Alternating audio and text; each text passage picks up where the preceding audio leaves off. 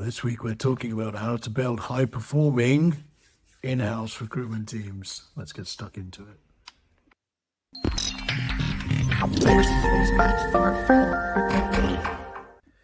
Hello everybody, Taz here from Melius Consulting. Hope you're doing really well. Slightly chilly Monday afternoon in London.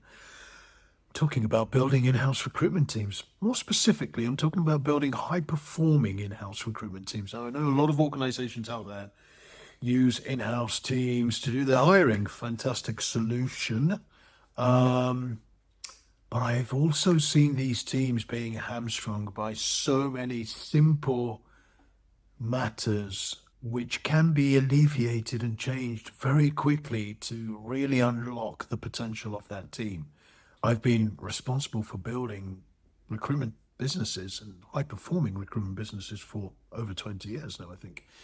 And there have always been a couple of common factors which lead to truly unlocking the potential. And what I'm going to be doing this week and maybe even next week is talking about what those factors are, because sometimes they're very subtle. Sometimes they're not the obvious places to go, but in my experience, these are the things I've seen to really unlock, make those step changes, not just make incremental change in performance, but make step change in performance. And that's what I want to share with everybody over the next couple of weeks. So if you are running or building or thinking about building an in-house recruiting capability, these videos are going to be really interesting for you and hopefully give you some new ways of thinking about things and new ways of approaching this, and hopefully also focusing your attention on the critical components when it comes to unlocking performance. Now, what's the first thing I would say? Actually, this is normally where I start when I'm building high-performing teams. It's not limited to recruitment, interestingly. It's just any high-performing team, but this is where I start. I start with purpose, and I start with understanding exactly what you do and why you do it, and the impact of the work that you do. Now, that might sound really simple. I'm a recruiter, I recruit. Yeah, absolutely. But what's the impact of your work? And I've always found in my experience that when recruiters truly understand the impact of their work and the impact of every action and every decision that they take in their work, their performance changes upwards, becomes better.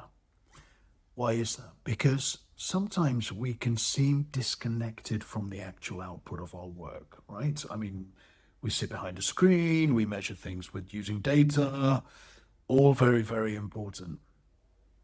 But in recruiting, the impact of your work transforms businesses and transforms lives.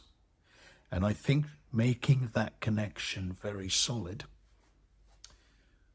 is really important to create breakthrough performance with recruitment teams.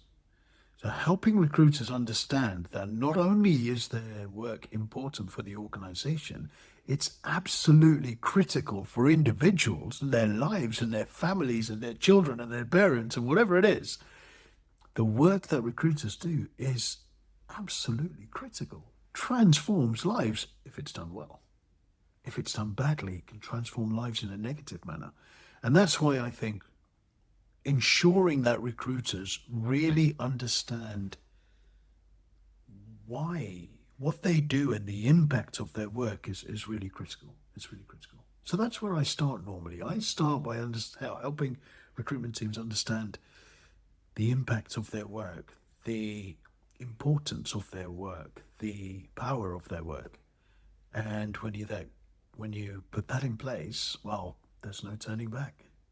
All right, so there you go. My first tip on how to build high-performing recruitment teams in-house. Hope that's been useful. I'll be doing a few more videos this week. Let me know your thoughts. Am I on track with something here, or do you think I'm talking utter nonsense? Let's have a conversation. Hope that's been useful. I'll talk to you again real soon. Bye-bye.